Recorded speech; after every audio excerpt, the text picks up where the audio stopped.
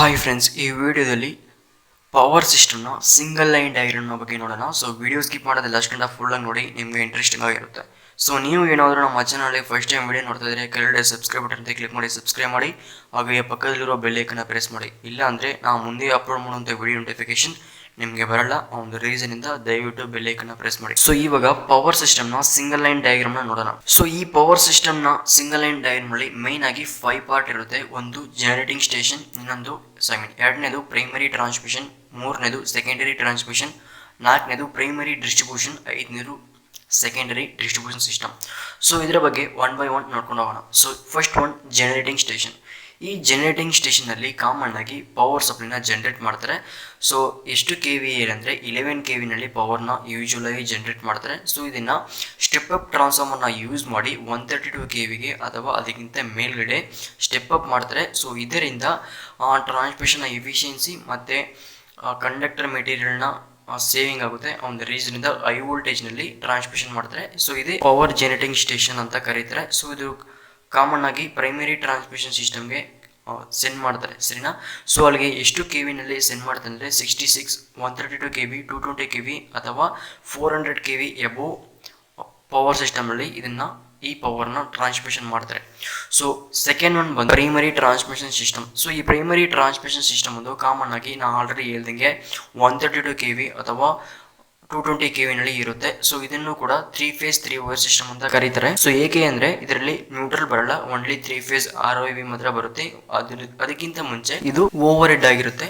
ಅದಿಲ್ಲದೆ ಇದು ಸಿಟಿಯಿಂದ outside installation ಮಾಡಿರ್ತಾರೆ, ಅದಕ್ಕೆ ಇದನ್ನ ಪ್ರೈಮರಿ ಟ್ರಾನ್ಸ್ಮಿಷನ್ ಸಿಸ್ಟಮ್ ಅಂತ ಕರೀತಾರೆ. ಸೊ ಇದನ್ನ ಆಲ್ಮೋಸ್ಟ್ ಟವರ್ನಲ್ಲಿ ಕನ್ಸ್ಟ್ರಕ್ಷನ್ ಮಾಡ್ತಾರೆ. ಸೊ ಮೂರನೇದು ಬಂದು ಸೆಕೆಂಡರಿ ಟ್ರಾನ್ಸ್ಮಿಷನ್ ಸಿಸ್ಟಮ್.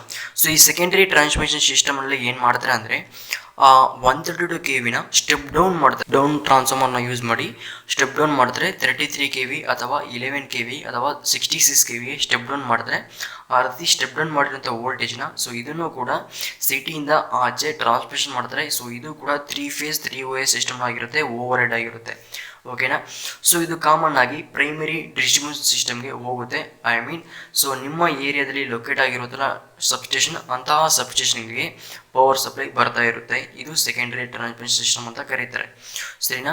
ಸೊ ನಾಲ್ಕನೇದು ಬಂದು ಪ್ರೈಮರಿ ಡಿಸ್ಟ್ರಿಬ್ಯೂಷನ್ ಸಿಸ್ಟಮ್. ಸೊ ಈ ಪ್ರೈಮರಿ ಡಿಸ್ಟ್ರಿಬ್ಯೂಷನ್ ಸಿಸ್ಟಮ್ನಲ್ಲಿ ನಾವು ಆಲ್ರೆಡಿ ಹೇಳಿದಂಗೆ 66 ಕೆ ವಿ ಅಥವಾ 33 ಕೆ ವಿನ 11 ಕೆ ವಿಗೆ ಸ್ಟೆಪ್ ಡೌನ್ ಮಾಡ್ತಾರೆ, ಸ್ಟೆಪ್ ಡೌನ್ ಟ್ರಾನ್ಸ್ಫಾರ್ಮರ್ನ ಯೂಸ್ ಮಾಡಿ. ಸೊ ಇದು ಕೂಡ ಅಷ್ಟೇ 3 ಫೇಸ್ 3 ವೈರ್ ಸಿಸ್ಟಮ್ ಆಗಿರುತ್ತೆ. ಸೊ ಇದನ್ನ ಪ್ರೈಮರಿ ಡಿಸ್ಟ್ರಿಬ್ಯೂಷನ್ ಸಿಸ್ಟಮ್ ಅಂತ ಕರೀತಾರೆ. ಸೊ ಈ ಪ್ರೈಮರಿ ಡಿಸ್ಟ್ರಿಬ್ಯೂಷನ್ ಸಿಸ್ಟಮ್ನ ಸ್ಟೆಪ್ ಡೌನ್ ಮಾಡಿರುವಂಥ ವೋಲ್ಟೇಜ್ನ 11 ಕೆ ವಿಗೆ ಸ್ಟೆಪ್ ಡೌನ್ ಮಾಡಿರ್ತಾರೆ. ಆ ವೋಲ್ಟೇಜ್ನ ಡೈರೆಕ್ಟ್ ಆಗಿ ಕೆಲವೊಂದು ಇಂಡಸ್ಟ್ರಿಗೆ ಸಪ್ಲೈ ಮಾಡ್ತಾರೆ. ಸೊ ಏಕೆ ಅಂದರೆ ಕೆಲವೊಂದು ಇಂಡಸ್ಟ್ರಿ ಬಂದು 11 ಕೆ ವಿನ ಡೈರೆಕ್ಟ್ ಆಗಿ ಕನ್ಸ್ಯೂಮ್ ಮಾಡ್ತಾ ಇರುತ್ತೆ. ಸೊ ಒಂದು ರೀಸನಿಂದ 11 ಕೆ ವಿನ ಡೈರೆಕ್ಟ್ ಆಗಿ ಕನ್ಸ್ಯೂಮರ್ಗೆ ಸೆಂಡ್ ಮಾಡ್ತಾರೆ, ಇಂಡಸ್ಟ್ರಿಗೆ ಸೆಂಡ್ ಮಾಡ್ತಾರೆ. ಸೊ ನೆಕ್ಸ್ಟ್ ಕನ್ಸ್ಯೂಮರ್ಸ್ಗೆ ಸೆಂಡ್ ಮಾಡ್ತಾರೆ. ಕನ್ಸ್ಯೂಮರ್ಸ್ ಅಂದರೆ ನಾವು.